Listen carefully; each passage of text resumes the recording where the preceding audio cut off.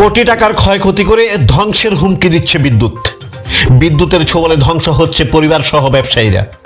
বিধ্বংসী আগুনে পুড়ে ছাই বিলোনিয়া মহকুমাধীন বড়পাথড়ি বাজারের 9টি দোকান।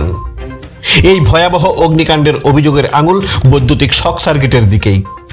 রাত প্রায় আনুমানিক 3টে নাগাদ jewellery, tyre, mobile, salon, cycle, ব্যাটারির দোকান সহ আরো বেশ কিছু দোকানে ঘটে এই অগ্নিকাণ্ড।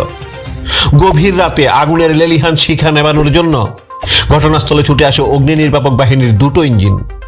আপ্রাণ চেষ্টার পর আগুন নিয়ন্ত্রণে আনে দমকল বাহিনী। তবে ততক্ষণে চোখের নিমেষে আগুনে ভস্মীভূত হয়ে যায় রাস্তার পাশে দাঁড়িয়ে থাকা 9টি দোকান ঘর সহ মজুত করা মূল্যবান সামগ্রী।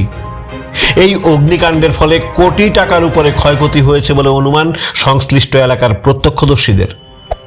তবে সবশেষে একটি কথা একেবারেই পরিষ্কার, বৈদ্যুতিক মোটর চালাতে গিয়ে সাতমুড়া এলাকায় বিদ্যুৎস্পৃষ্ট হয়ে 2 অসহায় সন্তানের মা প্রিয়াঙ্কা দাস, স্নানের গামছা রোদে দিতে গিয়ে দক্ষিণ সোনাঝুরির শঙ্কর মজুমদার, কিংবা বিদ্যুতের কাজ করতে গিয়ে কলেজ স্কোয়ারের মরণ দাসের মৃত্যু যেমন পুরো বিলোনিয়াবাসীর চোখে জল এনে দিয়েছিল, তেমনি বিদ্যুতের ছোবল সর্বশান্ত করে দিয়েছে সুব্রত বৈদ্য নামে বিদ্যাপীঠ এলাকার এক দোকানিকে।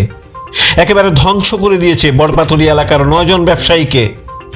সাফ কথা একটাই, ছোট হোক বা বড় হোক, ঘরে হোক কিংবা দোকানে, আশ্রমে হোক কিংবা কারখানাতে, কোথাও যদি ইলেকট্রিক স্পার্ক বা বৈদ্যুতিক গোলযোগ হয়ে থাকে, বাড়িতে ইলেকট্রনিক সুইচে যদি কোনো রকম স্পার্ক দেখা যায়, কিংবা রান্নাঘরের বৈদ্যুতিক চুল্লিতে যদি কোনো সমস্যা হয়, শীতের দিনে হিটার মেশিনে গরম জল করতে গিয়ে কিংবা উদাসীন চিন্তাধারা নিয়ে রাত্রিরে মোবাইলকে চার্জে বসিয়ে যেন অপ্রত্যাশিত দুর্ঘটনার শিকার হতে না হয়, সেদিকে লক্ষ্য রেখেই সুরক্ষিত রাখতে হবে নিজেদেরকে। না হয় বিদ্যুতের বিষাক্ত ছোবল যে কপালের লিখন হয়ে দাঁড়াবে, সে আর বলার অপেক্ষা রাখে না।